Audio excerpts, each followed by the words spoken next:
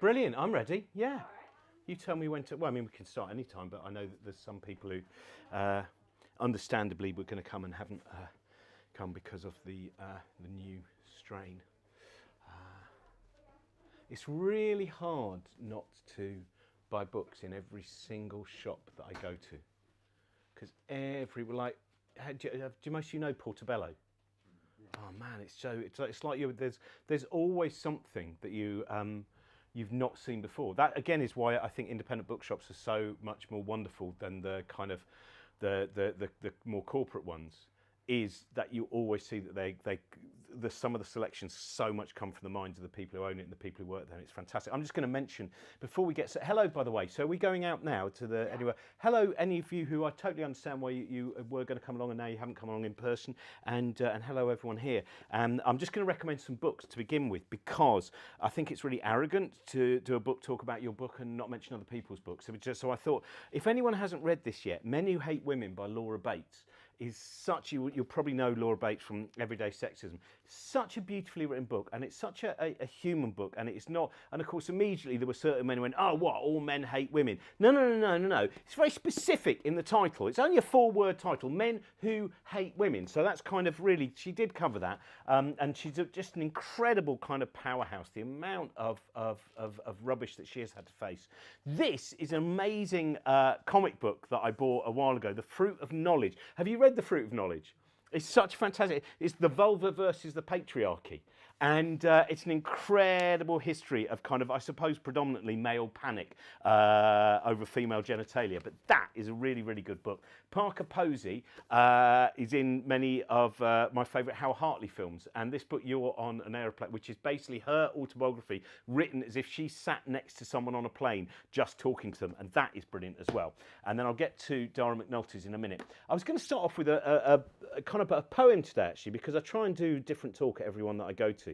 And Edinburgh is always somewhere. I thought I'd start by talking about time, because whenever I come to Edinburgh, I have that kind of, I mean, I suppose you could say, you know, Proustian rush, whatever it might be. The moment that I smell the brewery and I think about the first time that I got off a train when I was 18 years old. I've been to Edinburgh before, but it's the first time I got off a train and got to Edinburgh and you got to the station and there was that smell of the brewery. And it was the first time that I came to the Edinburgh Fringe Festival and the first time that I saw Jeremy Hardy do a full-length show. I'd already seen Jeremy Hardy from the age of 15 playing clubs, but I remember going to see a full-length show of his and that was amazing. I saw things like Jenny LeCote and the Diamantes. And so I always feel, and then for all the different years, you know, the different years that Ian, you know, that we would be flyering outside the Fringe office and you would be doing kind of tricks to you know, lure people in. I literally magic tricks, by the way, and all of those things. And so when I walk through Edinburgh, the air feels very, very dense. Because it does feel like time is kind of stacked on top of itself. And that was one of the things. So I wrote a chapter about time.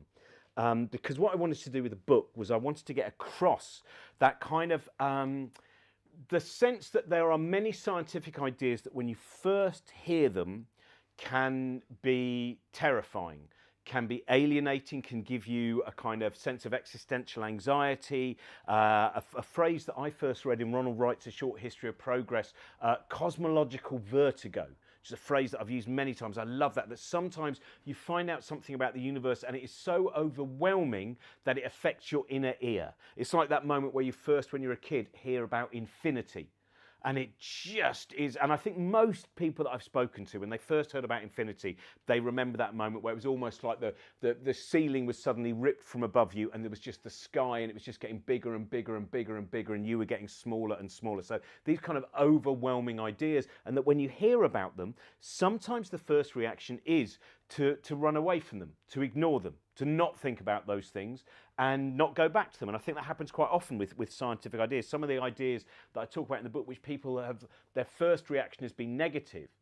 And it stays negative if you don't keep prodding that idea, if you don't keep looking into that idea. And then I think with nearly all scientific ideas, and with most moments, I should be broader, I should say with curiosity as a whole, the more that you prod and the more you pick, you will find that within the terrifying idea is also a consolation as well. And that's why, so I thought I'd talk about time because there was a poem that I did when I was doing the last tour that I did with Brian Cox in 2019. Near the end, we talked about time and light cones and things like this, and then I would come out and I would do a poem which was about building a den with my son when my son was about 9, turning 10. And I built this den with him, and we had a really fantastic day. It's a day that I would describe as, if you ever have one of those experiences where as you are actually having the experience, you're also beginning to experience the nostalgia of it. It's such an overwhelmingly beautiful experience that you're already fond of it in the past as well as embracing it in the present. And so when he fell asleep that night, I started to think about the passing of time, and I started to think about the fact that would this be the last time I would build a den with my son? Because he's getting older. And so I wrote this poem, and I think I can still pretty much do it by heart. I should tell you, the poem is in the book, and it's one of the worst typos that exists, because it's the one thing that I never checked, because I presumed I'd cut and pasted the right one. There's a whole sentence missing from a poem in this book, so it's more avant-garde and freeform than it was intended. You don't need a storyteller now. Your bedtime is almost autonomous, but still one snuggly hug for safety from the Sandman? Is today the day? Is this our final den? We dragged the sticks and we rolled the logs and we made jokes about those walkers with that weird-shaped dog, and you found our furniture, a worn and mossy tyre, and I warned you of all the dangers of that leaf-hidden, rusty barbed wire, and then damp-bottomed we sat and viewed our architectural feat. I phone-filmed your pride for the archives of things we've done, the woodland adventures of father and son. Some days, walking hand in hand, I secretly mourn for the days that are not yet gone, those days that seem like a shepherd sketch for an A.A. Milne where every beach is a post-war postcard, the blue, too blue, in my recall. Your freedom is necessity. But not yet. Not yet. Just wait a little bit. Let's pond dip for skaters with a net. Let's build a sofa train, a kick around, a Lego piece found by my bare foot. Let's read Peanuts at Dusk and Calvin and Hobbes. Let's dig and let's splash and let's play and let's mime laser deaths in outer space. And then I'll let you go. And I'll kick those twigs alone. But not yet. Not yet. One more day? And so I would read that. And in fact, the bit that I'd never say right at the end, which is one of my favourite experiences from reading that poem, was one of the first times I performed it was in Liverpool. And a young guy came up to me afterwards. He was about 20 years old, and his mum was standing behind him. And he said, "I just want to tell you, the adventures don't end." And then his mum leaned in and went, "Yeah, but there were about 2 or 3 years where it was very hard to get you out of bed to have an adventure, weren't there?" And I just thought that was delightful. But it was a really interesting poem to do, especially because we were playing such, big rooms. And it would I would get a lot of reactions to it. And some people would feel tremendously sad at that moment. And some people including people sometimes who'd had terrible experiences, would take a certain kind of consolation from it. And so that's why I wanted to write the 2 chapters, actually, which are probably in one. When I say favourite, it's odd to say favourite about this, but writing a chapter about time and writing about a chapter about how to deal with death if you've reached a stage where you believe there is no second go, they were the 2 chapters that I think I enjoyed writing most in terms of the way that they changed my thinking as well. Like the chapter about time, I wanted to explain that, very often with time, I think we think of time sometimes as a horizontal line, because that's what you see in history books, and that's the idea, the timeline. So there is the past, there is the future, and here we are just moving perpetually in the present.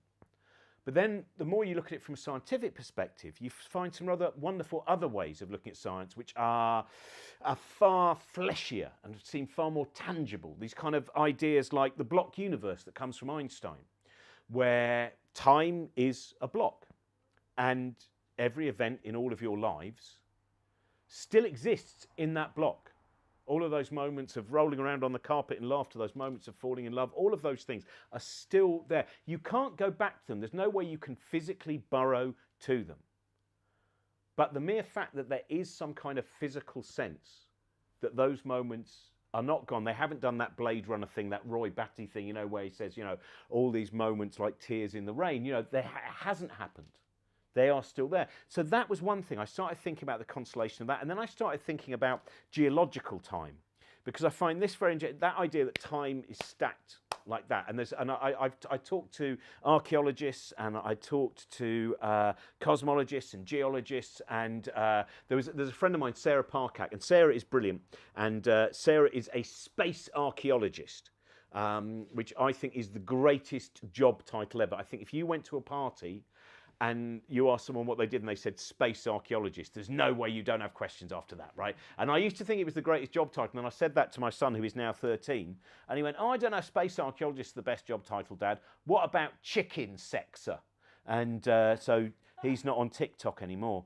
And but that, because what she does is, one of the things that I love about Sarah's work, because a lot of the work is basically the technology we have now, where images can be taken from space on the Earth below, and what we see on the Earth below is we are able now to see patterns that would not be visible to us if we were close up, but patterns of where there have been complex buildings and complex civilizations. And one of the things that we found is many areas that we believe didn't ever have complex civilizations actually did have complex civilizations and buildings, which of course also shoots out of the water some of the kind of more traditionalist Western colonial ideas as well. So there's lots of rich things in her work. And also another thing that I love that she does is when she lectures, very often she'll read some rude poetry, and then she'll explain to all of her students that rude poetry is 4,000 or 5,000 years old. And what she's saying is, just so you know, the minds of the people that we are studying are not people with some special ancient mind. They're like you, and they're like me. And that's, I think, one of the important things, one of our misunderstandings of time. And I think it comes from the idea that we call things like ancient Rome and ancient Greece. And of course, they're not ancient at all. That's, you know, it doesn't take that many people joining hands if each person, you know, represents an average lifespan. You know, it would only take the length of this street, which is quite a short street in Edinburgh, for us to get back to ancient Greece. And it's not ancient because, you know, there's 4.8 billion years of Earth. There's somewhere around possibly 3.8 or 4 billion years of life on Earth. To call that ancient, I think, is why some people don't understand the idea of evolution, because they know that there's an ancient time. So why can't they observe evolution on a big scale in front of them? That bit, and time is a hard thing to understand when you get to that kind of, when you use, I think, you know, ancient Greece and ancient Rome. So she'll talk about those ideas. And also I love the fact that when I talked to her, we started talking about the fact that in every direction we look back in time.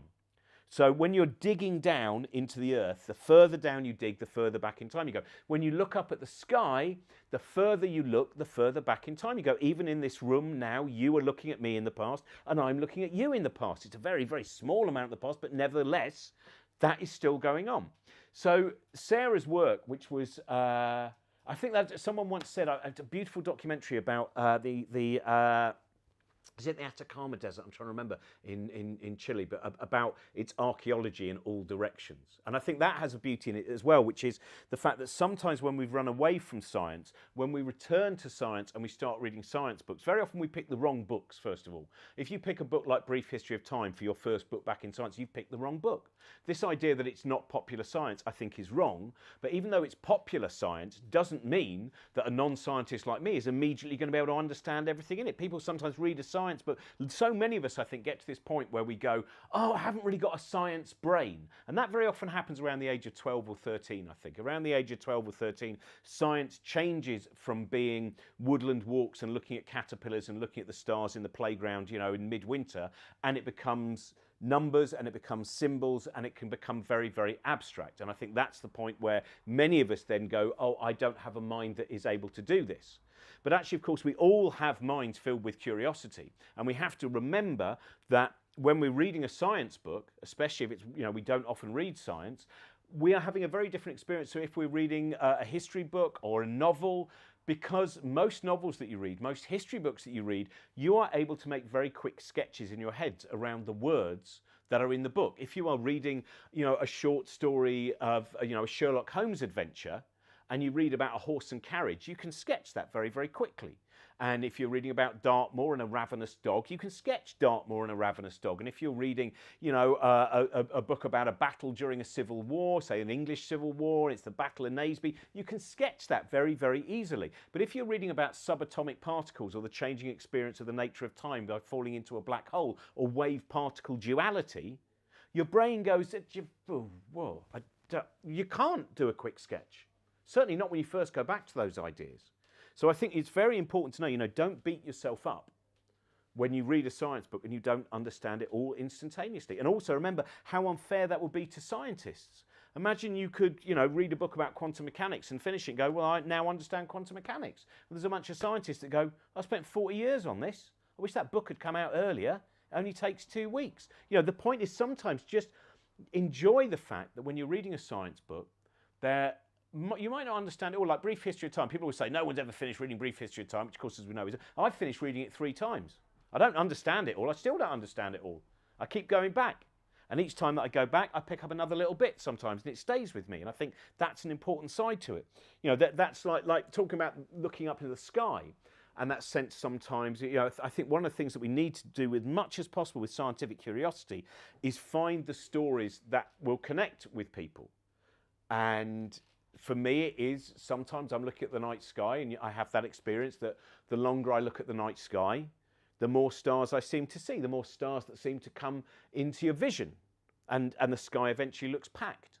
Even though you know it's not packed, you know the distances between those stars are enormous compared to the distances which human beings can travel, but it looks packed. And then you can start thinking about, oh, look at the beauty of the sky, and you can think about, why can I see the sky like this? What is going on? And you can think about the fact that inside all of those stars, hydrogen is becoming helium. And when hydrogen becomes helium, that creates photons. So then those photons, they travel this enormous distance, again, compared to human beings, our ability to travel this enormous distance, totally unimpeded. Nothing gets in their way until you get in their way. You are the first thing that's got in the way of those photons. And therefore now, what a lovely thing that it's you that got in their way, because now you are able to question those photons, experience the beauty of those photons, delight in those photons. As someone said to me actually on Sunday, who's an astronomer, and he said, the thing I always feel sad about though, is those photons where just as I suddenly go, oh, my lace is undone, and they miss me, and they must go all that way and for nothing to understand me, which I kind of found, you know, delightful in its own way. So going back to time, sorry, the time thing, is when I was thinking about geological time. And there's a guy, Chris Jackson, who I talked to in the book, who's a geologist who was one of the Christmas lecturers with Helen Chersky, amongst others, in 2020. And Chris talks about when he first fell in love with geology. And he fell in love with geology when he used to go to the Peak District in England with his mum and dad. And he would just love wandering around the hills and looking at all of these strange rocks and these bizarre formations. And sometimes they really did seem bizarre. Sometimes he would look at, there was one rocky outcrop near Matlock, Bath, and he would look at it and he would think, that looks so out of place, even though I know it's in its place. And he wanted to know more. As a kid, he was like, I've got to know more. And eventually he finds out this strange rocky outcrop is a coral reef. And he goes, how can that be a coral reef? We're in Derbyshire. The sea's miles away, that way, that way, that way, and that way. How can this be a coral reef? And then he starts to get that understanding of the perpetual motion that we are in, even though we do not necessarily observe the motion in the kind of parochial amount of time we have. And I think there's a thing which I love, which is when sometimes certain nouns that become verbs, and there are certain cultures that when they talk about a hill is a noun, but a hill has a verb as well. So when you're looking at a hill also hills. When you're looking at the hills around here, you are looking at hills hilling. And I find that beautiful, that again, that sense of the motion, even though we can't necessarily see that motion. And it's like when I was brought up in an area, the Chiltern Hills, down in the southeast of England, and you know there's chalk everywhere there, and there's chalk churned up in all the woods where all the badger setts are, and you look at all that chalk, and I was never told when I was a kid that was all sea life. This had been, now if I had known that, to be treading on that chalk, to know that was part of the sea, that gives you a sense that everything is always in motion. I think it's just such a, and so when I was after I talked to Chris, I was, the penultimate gig that I did before the first lockdown was on the Isle of Lewis, in the Outer Hebrides. And I was very, very lucky because I went there on the only sunny day in February. It had been a terrible February. 25 days it had poured with rain. On the 27th of February when I left, there was a storm. But on the 26th of February, it was a beautiful, clear day. And so I got taken to the Stones of Callanish and I started walking around them. And they are, as you probably know, they're more ancient than, I use the word ancient there, but they're older than Stonehenge. And I was just left there on my own just to wander around. And of course, you know, the peace of that atmosphere. You can hear the wind, you can hear some calling birds, you can hear the sea, but that's it. And I just wandered around and around, and I had that kind of experience where eventually I stood in the middle, and there's one particular rock that actually looks like a palm, looks like a large, and I decided I would just put my palm on this enormous stony palm, and I put my palm on it, and as I did that, and the palm of my hand connected with that stone, I then got this very vivid image in my head of all of this time just layered on top of each other. So suddenly I saw all of the other people in my head who had stood there with the palm of their hand on that stone. And some of them were in Wellington boots, and some of them were in sandals, and some of them were barefoot. And they all had different stories in their mind. They all had different understandings. They all had different occupations to try and make sure that they actually managed to eat. And they all had different gods in the sky. And this was and I sometimes get these and I like going back to Edinburgh, you know, when I think of all the times I've been here, sometimes I walk through the streets, I feel that kind of density of time. If you ever read, have you got Alan Moore's Jerusalem in stock?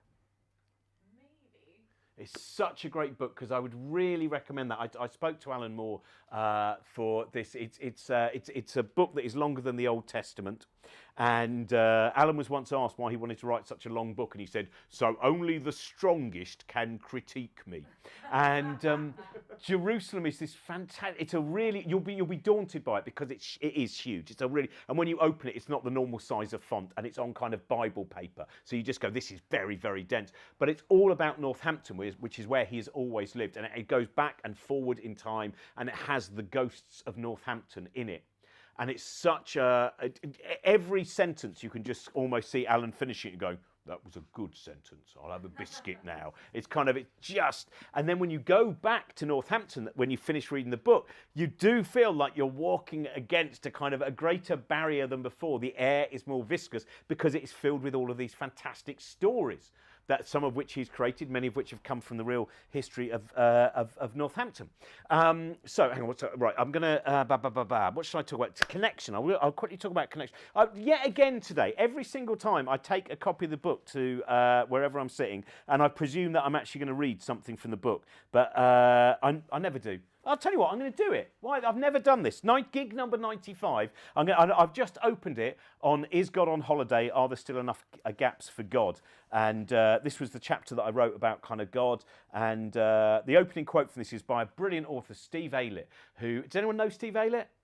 Oh, he's great. He's such an interesting man. He wrote a brilliant book about creativity, very small book called The Heart of the Original, which is fantastic. And he wrote a book about a kind of fictional science fiction writer, which is called Lint, which is absolutely fantastic as well. And he's someone who deserves, I think, far more accolades than he has. But the quote that I stole from him is, "One golfer a year is hit by lightning.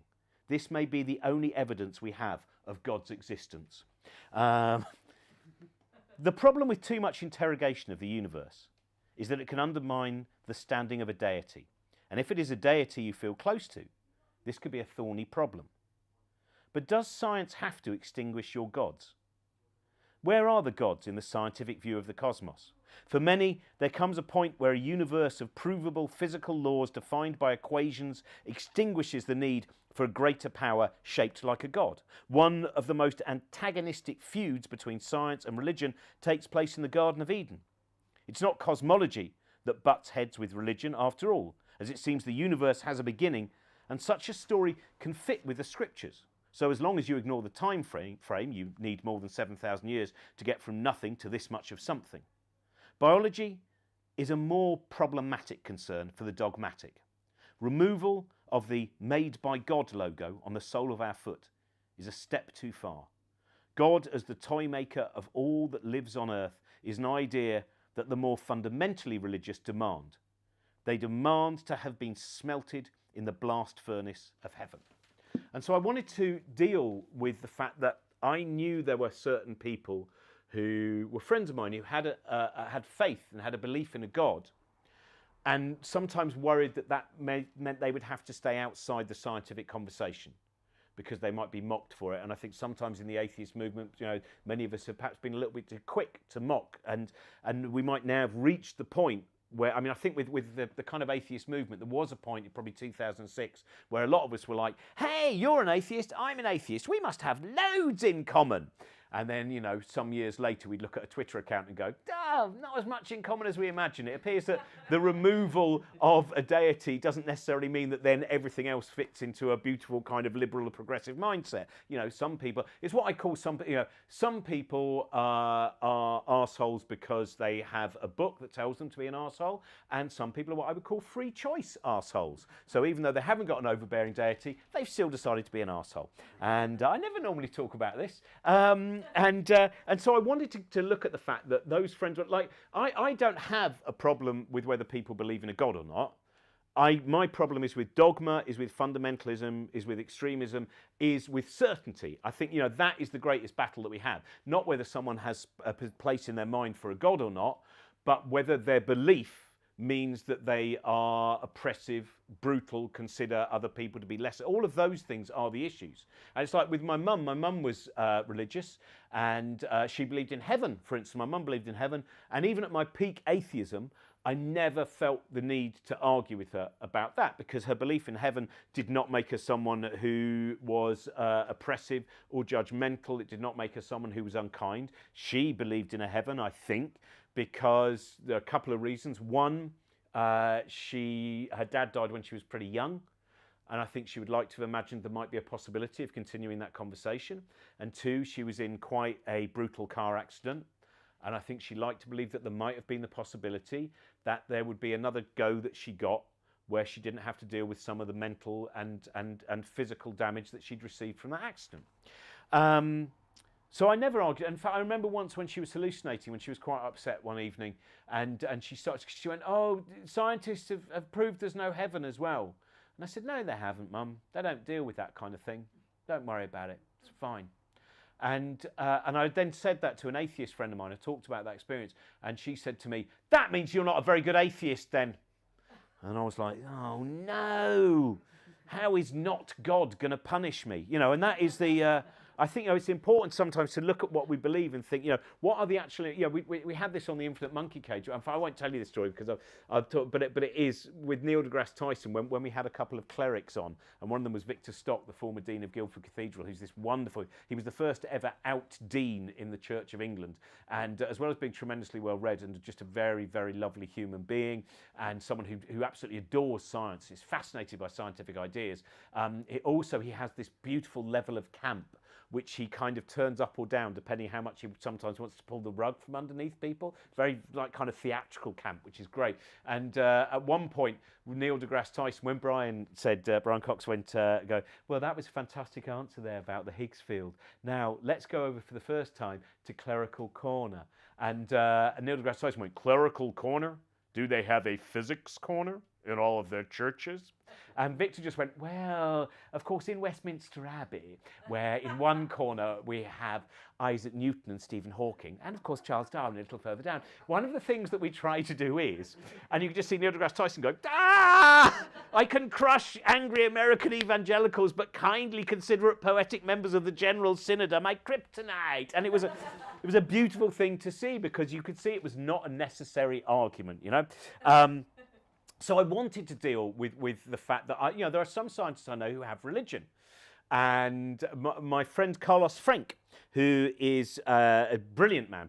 He's you've met Carlos actually, haven't you? Yeah, he's really and wonderful company, and he studies ideas of cold dark matter at Durham University, and we talked lots. And I'd never known that he believed in God until one day he was talking on a radio show and he started to talk about belief in God, and I was like, that can't be right, Carlos is much cleverer than me. He can't believe in God. So I rang him up. I said, Carlos, I was listening to you on the radio show and you talked about belief in God. And I was wondering if you meant in the way that Stephen Hawking talks about the mind of God or the way Albert Einstein talks about God. He went, no, Robin. He said, no, I believe in God. He said, I was brought up half Jewish and half Catholic. And I eventually chose the Jewish God, which was to me a beautiful scene as well. Just that idea of him getting to that choice moment of going, no. And then just the Catholic God going, what have I done? I just can't be. I just left. And he said to me, he said, the thing I should tell you, though, he said, is that I do not allow God into the laboratory. And I thought that is such a beautiful image to me of this deity that prides itself on its omnipresence, being told to wait outside. I just think that idea, and you wait there. What do you mean wait there? I'm everywhere. No, you're not. You're not in there. You get in the way of the equations. It's just, what am I going to do all day?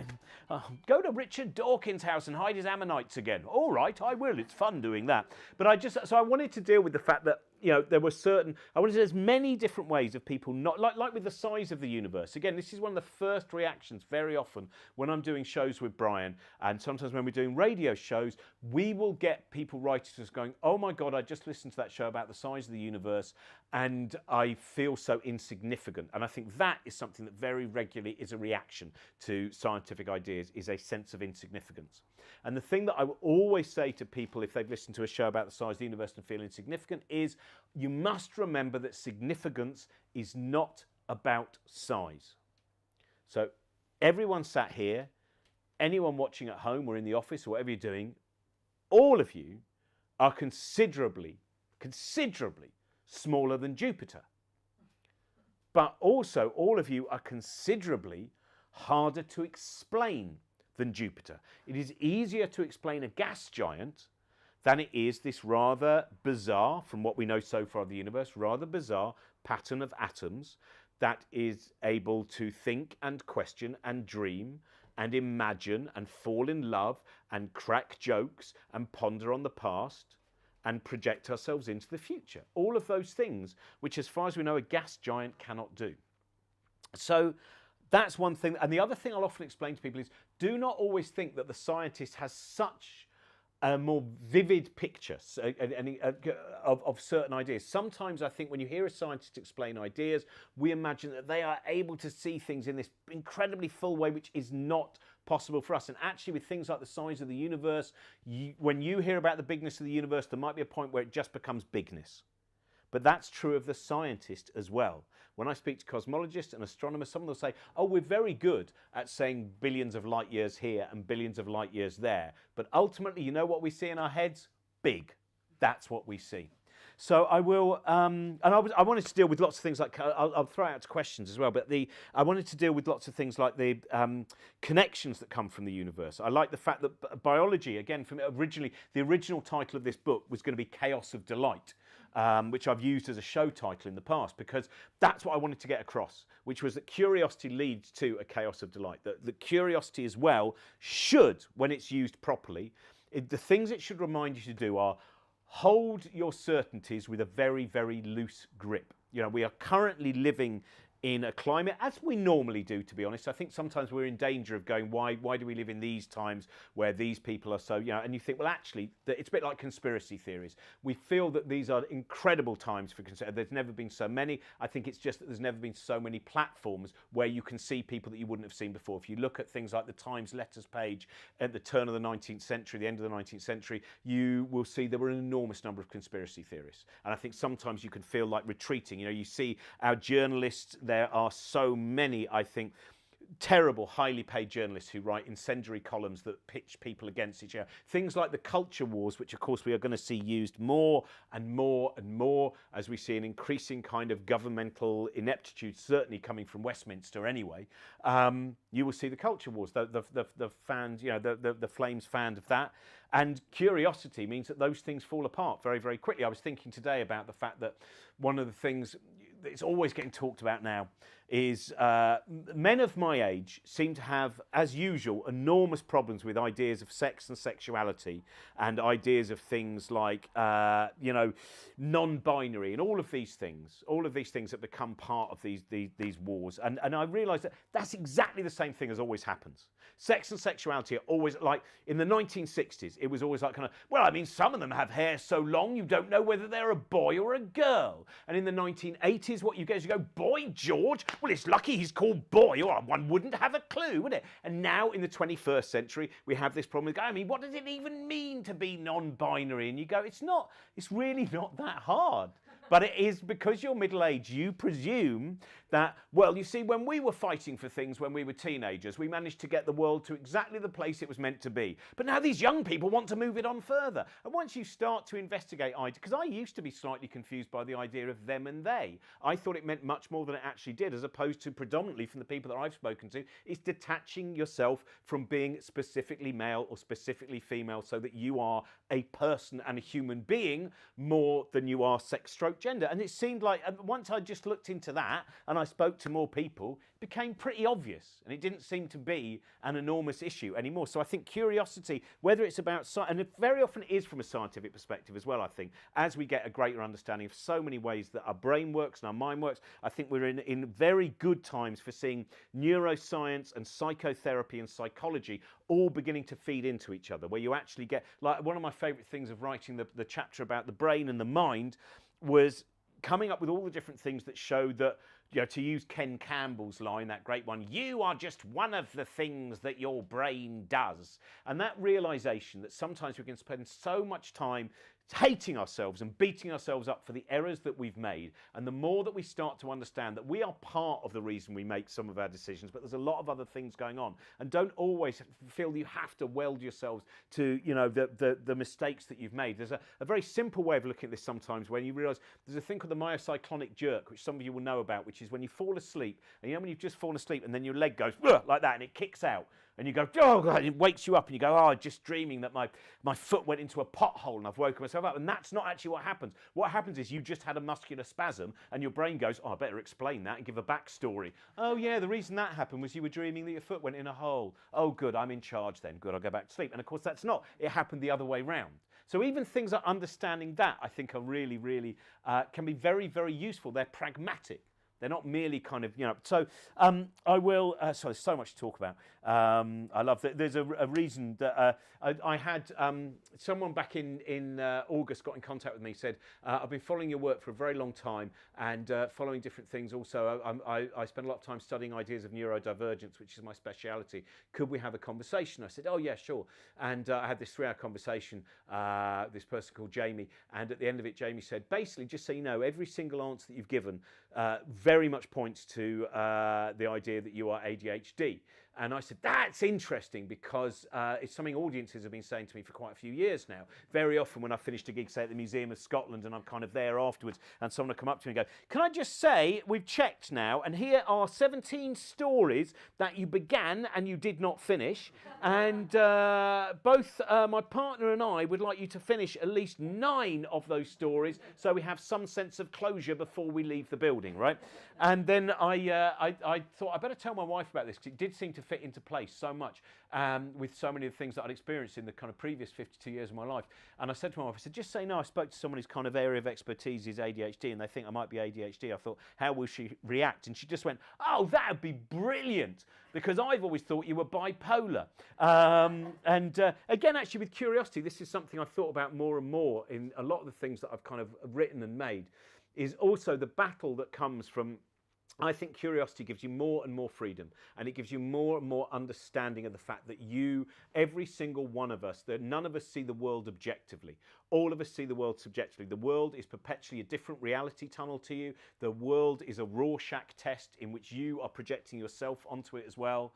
There is more evidence to show that, and I think that's a really important side of our existence as well, to sometimes battle against the fact that many of us spend much of our life trying to panel beat ourselves into the shape that we think we're meant to be to fit in with the way society is. And I think sometimes it can be really freeing the more that you journey into different areas of curiosity in different people's minds, rather than just resorting to going to the tribal group that you're with.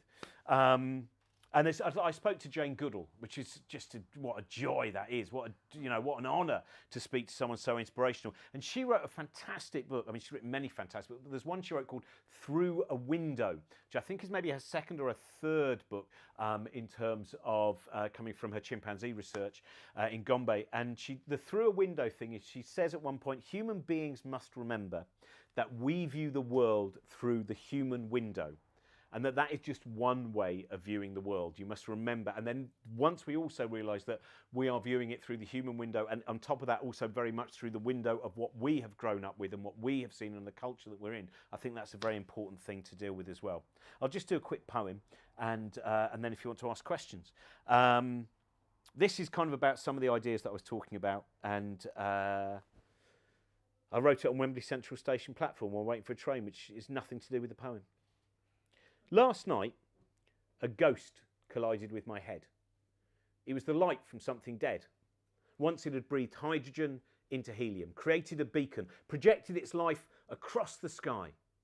And then some of that life hit me in the eye and then expanded in my mind. In its size and in its power, it was more marvellous than I could ever be, or so I thought. But then I realised it never knew how marvellous it was. It never experienced its existence. There was nothing it was like to be that star. Only something it was like to marvel at that star, because the stars cannot wonder about the stars. And Jupiter too is without curiosity. But me, I'm small and I'm fragile. And I'm easily felled by meteorites or by microbes. But I'm also pugnacious, inquiring, tenacious. I can chew on the quandaries of the cosmos. I've got a skull full of questions and pictures and problems too. For instance, I don't like my anxiety. But then I realise that might also be my fire, because much that destroys me might also create me. There is something it is like to be me. And it's not always satisfactory. My atoms battle, my molecules revolt, but still more than the single line of an equation or a solitary chemical reaction. Confused, confusing, absurd. But flashes of inspiration. And out of my ashes may grow apples. Emergent complexity briefly defeats the void. So, who'd like to ask a question? We have one from online while people gather their thoughts. Yeah. I'll tell you one of my favourite things I've ever dealt with was when I was doing a book festival, and I'd finished and I was about to leave, and then this mother came up to me and she said, oh, I'm so sorry, but my daughter's got a question. Is it okay? She's really worried about something. I said, it's absolutely fine. Bring her over. And her daughter came over, and she was about 10 years old, maybe 11, and she went, hello,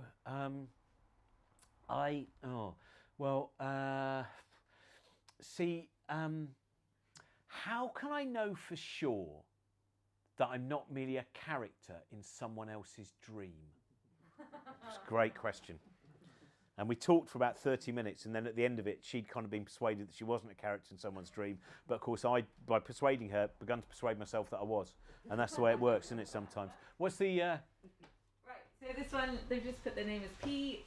There's a real and growing skepticism of science and experts at the moment. How do you navigate holding science accountable for its flaws, including racism and sexism, without feeding into dangerous denialism? Well, it's very difficult. That question of dealing with... I'm not entirely sure that there is a big increase in anti-science. I think it has always been an issue. I think the media plays its part by constantly giving platforms to people who they really should not, and many people who work in the media as well, as we've seen during COVID and over climate change and other things. There are people who are both incendiary and also extremely ignorant about what they talk about.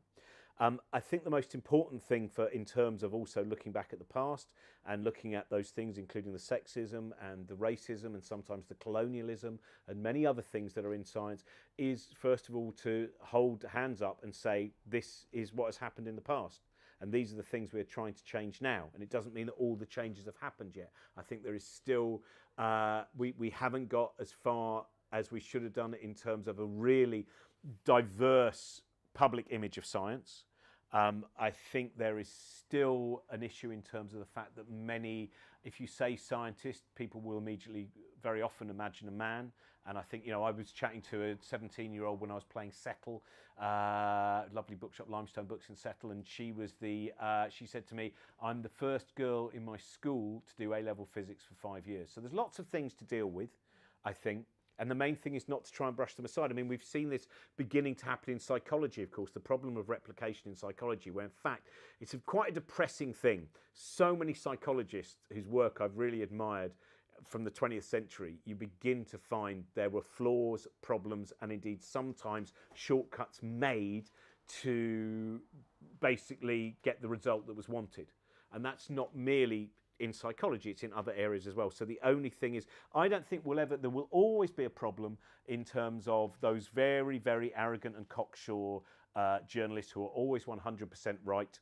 They will never, unless we keep putting it out there and keep explaining that science is not about having the right answer, it is about having the least wrong answer with the technology and the knowledge that we have at any one time. Once people start to realise that it is a constantly moving thing and should never be an ideology, I think then and I think there's more and more people doing that, and there's more and more voices like that as well. My friend who I do a lot of work with, Helen Chersky, is fantastic at talking about those ideas and about how also we try and bring in people who are sometimes, sceptical. Use sceptical quite broadly there, I suppose, in terms of definition-wise, but sceptical of scientific ideas. And people, and so I think that's the way that we try and deal with it. But it will always be, you will always find the moment, it's an illustration I've used many times before about the fact that people will say things like, oh, science is so good, but I mean, turns out science is always wrong, isn't it? Because like Isaac Newton was wrong, wasn't he? And the example I'll always give is, yeah, Isaac Newton was wrong, but he was right to an extent. He was right to the point that his equations were used to get a human being on the moon. So as wrong goes, it's pretty good. It's pretty good wrong. If you can there were a lot of other equations that would mean we'd have missed the moon. There were a lot of much wronger equations. So I think that's the thing, is the more that it has to be, and it's been a huge problem with climate change as well, because scientists do, certainly the ones I know, a lot of them are trying to be honest and say, well, we can't be certain and we can't be sure. And actually what so much of the public discourse wants is certainty and things to be utterly sure. And that to me is also the beauty of curiosity, is that once you become, once you immerse yourself in curiosity as much as you can, you find out that every answer is merely a seed for growing an enormous number of new questions. There's a lovely thing, I was chatting with Daniel Handler, who is the author of the Lemony Snicket books, amongst other things. And he once said, one of the reasons I'm glad that I was brought up Jewish is that because when you're brought up Jewish, you find out you're allowed to answer a question with a question. And I think that is an important thing in culture as well. So I think, we need more and more. If only doubt and humility were, could be monetized as quickly as hate and certainty seem to be able to be. Anyone with a question? Yes. How do you think that something like cognitive dissonance has kept people from being curious? I think cognitive dissonance, how does that keep people from being curious? And we see a lot of cognitive dissonance really on display at the moment. I think post-Brexit it's been a very interesting thing, in particular, I should say, in England, because I think it really is, it feels to me like an English issue, and I would highly recommend reading Fintan O'Toole's book, Heroic Failure. If you've got Heroic Failure, it's a brilliant book. If you've not got it, it's such a great... it's the old line, isn't it, that's sometimes said it's Bertrand Russell that said it, but that means it could have been Mark Twain or G.K. Chesterton as well, which is, the idiots are cocksure and the intelligent are full of doubt, which is, of course, not helpful in some ways because that will close down the debate immediately. Oh, you're calling me an idiot. I think it's a really bizarre thing to watch how human beings, once they have, it's the dangerous thing, and again, it's about holding your beliefs with a loose grip, is once your beliefs become your identity, you cannot lose them. Yeah. It's a really hard thing to battle. So when someone says that their religion or their political ideology, whatever it might be, is or their nationality their patriotism, whatever it is their identity. It's very, very hard. So you certainly can't manage to dislodge that by telling them they're wrong. I think, again, I see this more and more from scientists who are wonderful at, the ones I know who are really good at teasing out why people believe what they believe. So saying someone is wrong merely means that they believe it even more fervently. Asking, oh, that's interesting, why do you believe that? Because I know this other story, and that's the bit of it, and that's why we shouldn't be retweeting the negative voices that we disagree with. We should. It's a much better thing just to acknowledge it and tweet a positive article, or tweet something that you believe in that you think is enhanced. You know, that kind of. But I think it is. It's. We're still learning how to deal with. I mean, you mentioned before we started doing this about flat earthers, and it's such a fascinating. Someone asked me the other day about how do you argue with a flat earther, what are the things to do? And I said, well, I think that once you've started to believe that the earth is flat, it will take something almost beyond seismic to dislodge that belief. The problem is that we have to find a way to stop people getting to that once they've reached that point. And I'm sure you've seen the film, it's Beyond the Curve. Has anyone seen the film Beyond the Curve? About it's an incredible film about flat earthers. And what the things that you understand from it are, first of all, one of the things that really unites flat earthers is the sense of community they have. It's such an important part of their identity. Secondly, you find out that some of them are pretty smart, and they come up with some quite smart ideas to prove that the earth is flat. But of course, the bit where they stop being smart is every time that their experiment doesn't work, they go, there must be something wrong with the machine, as opposed to, why is it that every time that I try and prove the world is flat, it turns out I prove that it's curved? And I think the thing that we have to try and do is have a society where when people start on that journey to conspiracy thinking, which can very often be when they experience, I mean, my friend Michael Marshall, who's the Merseyside Skeptics, which is a really good skeptics group because it's a very, very human skeptics group. They're always wondering, why do people believe this and why does it matter? So, for instance, they did a lot of research into crank and false cancer cures, and of course that really does matter because there are, you know, there was a documentary recently on BBC Three, and they deal with two particular cases of a young man and a middle-aged woman, both of whom died because they got lured into cancer cures. But Michael says one of the things is that when he, for instance, goes to a flat Earth convention, he will see so many of the flat earthers start their presentation or start their YouTube films by saying, "Hi everyone, not been a great week. Anyway." So they're already dealing with some kind of depressive behaviour or something. And I think, you know, one of the ways that we can try and stop these things is by having a society where people do not have to keep themselves behind a mask, do not have to have a carapace around them where they have their public presentation and then they have their private self. And I think very often it's the clash between those two things, the constant battle to try and survive in a world which can seem very hostile, that then lead to certain people finding the cure is believing in things that are, certainly to me, utterly preposterous. Does that some kind of answer? I hope it is. Yeah. Does anyone else like to ask anything? There's another one online. Brilliant. There's a burning one here. Someone with the handle Adrift in the Woods asks, do scientists need more people like you who are better at telling stories? I think, I mean, do scientists need more people like me? Yes, and you should hire me for your corporate events. I need money. It's been a while since I've earned anything now. I mean, I know that, you know, to me, when I say my job, it's not my job because even though it is what I do, I don't see it as is. I am allowed to be a cheerleader for certain ideas, to be overly excitable about stuff, to kind of, I can do that because I'm not a scientist. And I think we do need more people in that, and sometimes it's the scientists themselves. But I mean, there's interesting cases in point where I think of a friend of mine that she's a solar scientist. And one of the things that when she started being a solar scientist, she would get told off for being overly excited. She would suddenly see these incredible images of, you know, when you can see the sun's activity kind of in the equivalent of close-up in a way that we can't experience when we just look at, well, don't look directly at it, you know the rules. But, you know, and she would go, wow, that's fantastic. And she'd be told off. Don't be overly excited, you know. And she'd get called ditzy, which I think is for various reasons as well as just that reaction.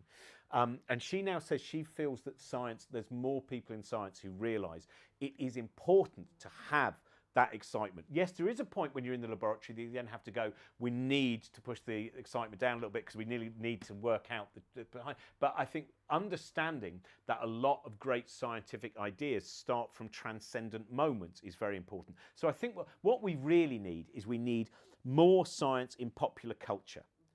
You know, it seems to me a ridiculous thing that the BBC at one point, there was someone who was quite high up in Radio 4 who wrote an article about how worried he was about how dominant science was on Radio 4. But he said dominant, but actually the point, I checked that week, and there were 2.5 hours, or it might have been 3 hours of science programming and about 50 hours of arts. And yet that 3 hours, which almost goes into also all that work Gina Davis did as well. If you've ever seen Gina Davis's work in terms of how when you see representations of women in movies, and I think it's something like if there's 1/3 of people in a room are women, people immediately go, well, I mean, it was like 80% of them, you know, and in a similar way, I think that sometimes happens with science as well. Anyone else?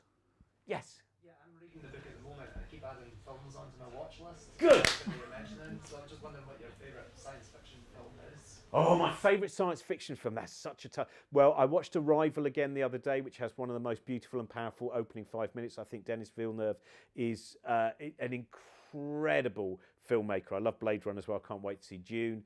I love Metropolis by Fritz Lang, which blew my mind when I was 16. I couldn't believe that a silent movie could look like that. I really love Stalker actually as well. But I think Stalker gets mentioned. I can't remember if there's a lot of things that ended up being cut out of the book because I really overwrote it. But I love Stalker because it's properly mesmeric. It's like you start watching it and you think, oh, it's 3 hours and not much is going to happen. And then you go, oh, it's over. And I love those films where it does feel like a spell. And I think Stalker feels like, there's a beautiful book by Jeff Dyer called Zona, which is a really bizarre book. In many ways, it's just him basically describing what's on the screen. It's him from his own perspective. It's like like the, what do they call them? The audio description kind of version of things that you get. And it's amazing. So I think they're probably in their what's your favourite one? I don't know, maybe like Interstellar or something like that. Oh, Interstellar, I love, yeah. It's a weird one, Interstellar, though. I thought everyone loved it, and I actually watched it with Brian Cox, and we both got off the plane and went, oh, my God, that was great. And then everyone we met went, oh, that movie. And there seemed to be quite a net, but I think it's filled with, it's such a beautiful film. And I love the fact as well that Kip Thorne, you know, that wanting to make it as scientifically accurate as possible. But only once, I think, Christopher Nolan said, no, this bit isn't going to be scientifically accurate because it really makes the film much better. And I like this. It's a bit like The Martian, Andy Weir's book, The Martian, which is, you know, the most scientifically accurate book possible about what it would be like to live on Mars. Apart from the fact that the reason the astronaut gets stranded on Mars is from something that wouldn't happen on Mars. So he does start off with something that is scientifically inaccurate. So then he can then spend the rest of his book being scientifically accurate. Anyone else? Thanks, everyone. You can ask any other questions anyway when this is over if you want as well. I'm not going anywhere, apart from Lynn Lithgow. Is it Lynn Lithgow? Lynn Lithgow. Lynn Lithgow. Good, that's right then. Good. Thanks very much. If anyone wants a book signing. I didn't mention this as well. I will just mention Dara McNulty. I'm sure you all know this book now because it's been so successful. Diary of a Young Naturalist. But what I really love about this book is Dara is a hugely inspiring individual. And this is one of the most beautiful nature books that I've ever read. And one of the reasons that I also love it on top of that is the other story that is in this book is that when it was found out that Dara had autism, basically his mum was told, oh, he won't be able to do anything. He won't be able to do anything at all. And instead, it was proved wrong because at the age of 15, he wrote this book. And he's written a second book and he's still at school. And someone was telling me that they were doing an online school event and there were all these kids watching Dara, just can't believe, just an amazing mind, all of this passion for the natural world.